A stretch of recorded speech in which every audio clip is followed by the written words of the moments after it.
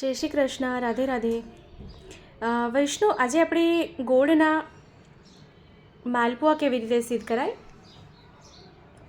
એ આપ સાથે શેર કરી રહી છું. તો અહીં શું કર્યું છે, અડધી કટોરી ગોળ છે અને એ જ કટોરીના માપથી લોટ છે. તો ગોળને શું કરીએ, પહેલાં આપણે પલાળી દઈએ તો ગોળ સરખું ઓગળી જાય.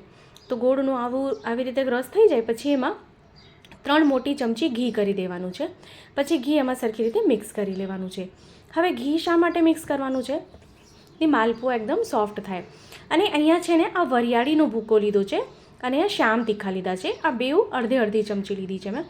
આપ વધારે ઓછું પ્રમાણ કરી શકો છો. તો આ પ્રોપર માપ સાથે આપ સાથે શેર કરી છું. પ્રોપર માપ આપ ફોલો કરશો ને વૈષ્ણવ, તો ખૂબ સુંદર ગોળના માલપુઆ સિદ્ધ થશે.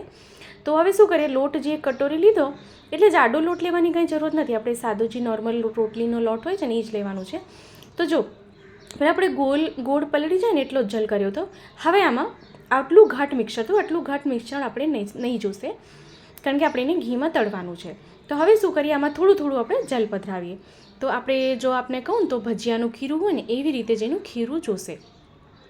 તો પહેલાં મેં અડધી કટોરી જલનો ઉપયોગ કર્યો, એટલે 1 કટોરી જો લોટ હોય તો આપણને 1.5 કટોરી જલ અહીંયા જોશે. આ પ્રોપર માપ છે એનું. તો 1.5 કટોરી જલનો ઉપયોગ અહીંયા કરવાનો છે આપણે. એટલે 1 કટોરી જો લોટ લીધું હોય તો સામે અડધી કટોરી ગોળ અને 1.5 કટોરી જલ, એટલું આ એક માપ છે.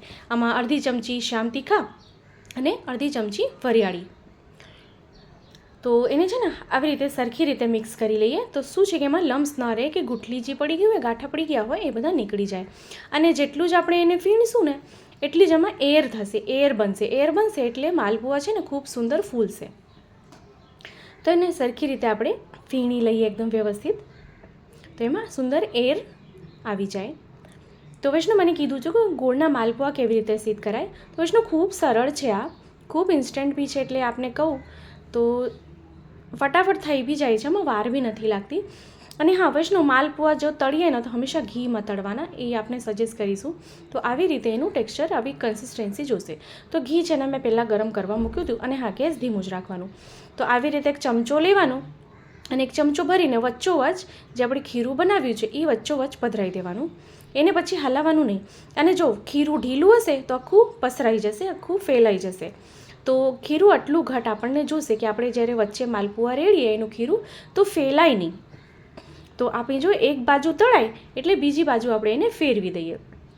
ગેસને ધીમું જ રાખવાનું અને ઉપરથી આવી રીતે ઘી કરીને ઉપરથી ઘી ઝારતા જવાનું અને આવી રીતે તળી લેવાનું. તો આપ જોશો તો સુંદર ફૂલી જશે. એટલે સુંદર માલપુઆ ફૂલી જાય તો અંદર સુધી તળાઈ જાય. આવી રીતે આપણે તળીએ તો અહીંયા આપ જો ને તો સુંદર લેયરવાળા બી દેખાઈ રહ્યા છે આપને.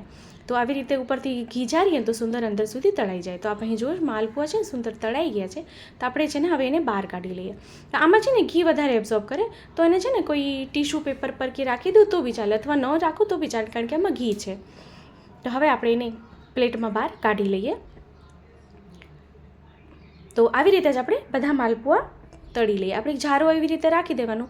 તો શું છે, જેવું એક્સ્ટ્રા ઘી હોય તો એમાંથી નીકળી જાય. તો કેટલું સુંદર સિદ્ધ થઈ ગયું છે. આવી રીતે જ આપણે બધા માલપુઆ સિદ્ધ કરી લઈએ. તો ધ્યાન રાખવાનું કે ખીરું ઢીલું ન થવું જોઈએ, કારણ કે ઢીલું થશે તો આખું પુડલા બની જશે, આખું ફેલાઈ જશે. એટલા માટે તો આવી રીતે જ્યારે આપણે ઘી ઝારીએ તો સુંદર અંદર સુધી તળાઈ જાય, અંદર સુધી ઝારી એમાં પડી જાય એટલે સુંદર માલપુઆ સિદ્ધ થાય. તો આવી રીતે જ આપણે માલપુઆ બધા સિદ્ધ કરી લઈએ. તો વૈષ્ણવ, ચાસણીવાળા બી થાય છે, પણ આ ગોળવાળા છે તો ખૂબ સુંદર છે અને ખૂબ સરળ બી છે આ.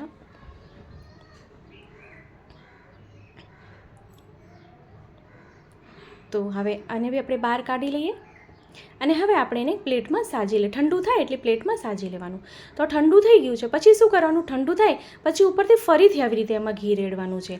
આવી રીતે ફરીથી ઘી રેડીને ઉપરથી કાજુ બદામની કતરને એને સજાવટ કરીએ તો ખૂબ સુંદર લાગે. તો વૈષ્ણવ, ખૂબ સરળ અને સુંદર ગોળના માલપુઆ સિદ્ધ થઈ ગયા છે. તો વૈષ્ણવ, આપી આ સામગ્રી સિદ્ધ કરો, શ્રી પ્રભુને ધરાવો અને મને કમેન્ટ બોક્સમાં કમેન્ટ કરીને જણાવો કે આ વિડીયો આપને કેવો લાગ્યો છે. તો આપણે ફરીથી મળશું આવી રીતે જ નવા વિડીયો સાથે. ત્યાં સુધી આપ સૌને મારા જય શ્રી કૃષ્ણ.